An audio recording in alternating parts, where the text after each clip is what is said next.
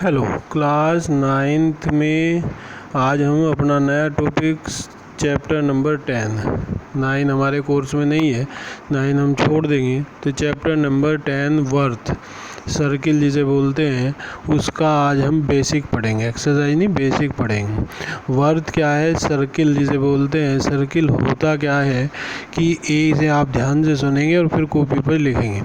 एक तल पर उन सभी बिंदुओं का समूह, ये जैसे ये बिंदु है यहाँ, ये जो बिंदु में दिखाए हुए हैं ये बिंदुओं का समूह जो तल के एक स्थिर बिंदु का मतलब ये वाला बिंदु, एक स्थिर बिंदु से एक स्थिर दूरी पर स्थित हो। स्थिर दूरी का मतलब हो गया ये दूरी कोई सी भी दूरी ले लें, ये बराबर होनी चाहिए।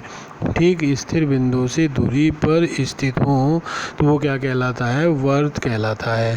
केंद्र सेंटर, जो स्थिर बिंदु मैंने बताया था ये इसका सेंटर होता है। रेडियस क्या होता है, स्थिर दूरी, यानी कि यहाँ से लेके यहाँ तक की जो दूरी है वो क्या कहलाती है, रेडियस कहलाती है, त्रिज्या कहलाती है। एक वर्त तल को 3 भागों में विभाजित करता है, यानी कि एक वर्त यदि बना दें तो 3 भागों में विभाजित करता है। और में 3 भाग कौन से होते हैं, एक होता है अभ्यंतर यानी कि इंटीरियर। वर्त के अंदर का भाग यानी कि वर्त के जो अंदर भाग हैं ये सब क्या कहलाता है, ये वाला जो हिस्सा है अंदर वाला, ये सब क्या कहलाता है, इंटीरियर हिस्सा कहलाता है। ठीक है, इसके बाद बिंदुओं की जो दूरी होती है वो r से कम होती है, क्योंकि r तो कौन सी दूरी है हमारी, यहाँ से यहाँ तक की दूरी है। ठीक, इनमें दूरी क्या होगी, r से कम होगी। फिर जो परिधि पे स्थित है, परिधि किसे बोलते हैं, इसके ऊपर बिल्कुल लाइन जो आ जाती है वो कहलाती है, क्या कहलाती है वो, अभी बताया मैं दूसरे कलर से देख लेते हैं। ये वाली जो है, ये वाली जो दूरी होती है ये परिधि कहलाती है।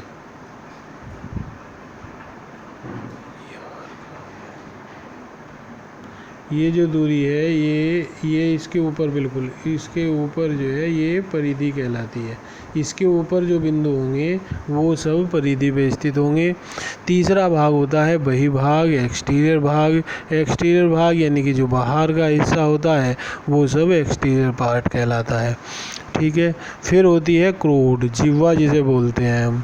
जिह्वा क्या होती है, जिह्वा होती है कि यदि हम एक वर्त लें, मान लिया हमने एक वर्त लिया, इसके कोई भी 2 हिस्से मिला दें, ऐसे भी मिला सकते हैं ऐसे भी, ये इसके 2 हिस्से, 2 परिधि पे स्थित 2 बिंदुओं को मिला दें तो वो क्या कहलाता है, उसकी क्रोड कहलाती है, जिह्वा कहलाती है। जैसे मैं दोबारा देखो, ये वर्त हो गया, इसका यहाँ से एक बिंदु लिया, यहाँ मिला दिया, इससे मिला दिया, ये भी जिह्वा है, ये भी जिह्वा है, ये भी जिह्वा है।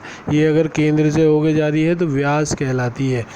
ठीक है, रेखाखंड ये दिया हुआ है, जिह्वा कहलाती है। ऐसे होकर वर्त का व्यास उसकी जिह्वा केंद्र से होकर जाती है। जिह्वा की लंबाई केंद्र से दूरी पर निर्भर करती है। व्यास जो है हमारा, व्यास वर्त की सबसे लंबी जिह्वा होती है। सभी व्यासों की लंबाई समान होती है। एक वर्त का व्यास त्रिज्या की दुगनी होती है। एक वर्त में अनंत व्यास होते हैं। इसका मतलब क्या है, ये क्या सेंटेंस है, इसका मतलब है कि ये जो मान लिया वर्त है हमारा, अब व्यास कौन सा होता है, जो इस केंद्र से होके जाता है वो व्यास कहलाता है। ये रहा, इसे सबसे बड़ी जिह्वा भी कहते हैं। एक व्यास तो ये हो गया, एक व्यास ये भी हो सकता है, ये भी केंद्र से होके जा रहा। एक व्यास ये भी हो सकता है, ये भी केंद्र से होके जा रहा। एक व्यास ये भी हो सकता है, ये भी केंद्र से होके जा रहा। तो इस तरीके से वर्त में अनंत व्यास होते हैं। केंद्र एक होता है लेकिन व्यास अनंत होते हैं। अब बात आती है चाप की। 2 बिंदुओं के बीच वर्त के भाग को एक चाप कहते हैं। चाप का मतलब है कि ये एक जिह्वा हमने बना दी, ये तो ये क्या हुआ, ये जो हिस्सा है ये वाला हिस्सा, और दूसरे अगर हम लें ये वाला हिस्सा, ये दोनों चाप है। जो रेड कलर से बना हुआ है ये लघु चाप है, छोटा चाप है। जो ये ग्रीन कलर से बना हुआ है दिखाई में देखने में बड़ा लग रहा है तो दीर्घ चाप कहलाता है। तो ये दोनों चाप कहलाते हैं। इस चाप को हम प्रदर्शित कहाँ से करते हैं, इससे। जैसा ACB है तो इसके ऊपर हम एक आर्क लगा देंगे तो वो चाप हो जाएगा। तो ये तो क्या है, ACB का मतलब ये वाला हिस्सा। यदि मैं AB लिख दूँ तो जिह्वा हो जाएगी। ACB यानी कि लघु चाप, माइनर आर्क कहते हैं। ADB ये वाला जो हिस्सा है ये दीर्घ चाप कहलाता है, मेजर आर्क कहलाता है। परिधि सरकमफ्रांस, संपूर्ण वर्त की जो लंबाई होती है, संपूर्ण वर्त की लंबाई का मतलब होता है ये वाली जो लंबाई है ये वर्त की लंबाई की क्या कहलाती है, सरकमफ्रांस कहलाती है। अब आते हैं हम वर्तखंड पे। सेगमेंट, वर्त का जो टुकड़ा होता है वो सेगमेंट कहलाता है। जैसे दीर्घ वर्तखंड होता है, एक लघु वर्तखंड होता है। ये एक गोल है, इसमें से हमने यहाँ से काट दिया, ये जो हिस्सा है ये वाला तो हिस्सा क्या कहलाता है, लघु वर्तखंड। ऊपर का जो हिस्सा है, ऊपर का जो हिस्सा होगा हमारा ये वाला हिस्सा क्या कहलाएगा, ये ग्रीन वाला हिस्सा, ये सारा का सारा क्या कहलाएगा, दीर्घ वर्तखंड। जैसे एक रोटी होती है, रोटी को हम यदि बीच में से काट दें, ये रोटी है इसे बीच में से हम ऐसे काटेंगे तो ये जो हिस्सा है ये इसका क्या कहलाता है, वर्तखंड कहलाता है। ठीक है, इसके बाद हम आते हैं त्रिज्या खंड पे।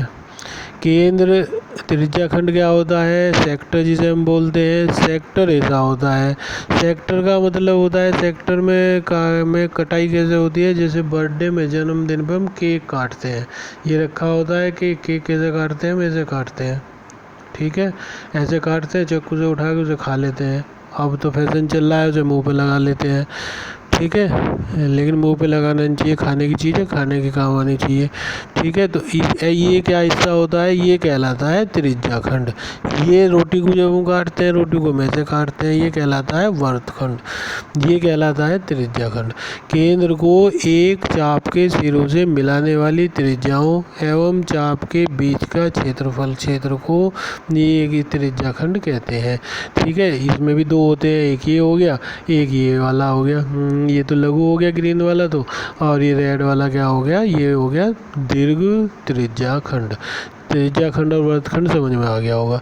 ठीक है, तो इस तरीके से इसे आप कॉपी पे करेंगे, अपने लिख लेंगे। और इस वीडियो को एक बार समझ में ना आए तो 2 बार देखें। धन्यवाद।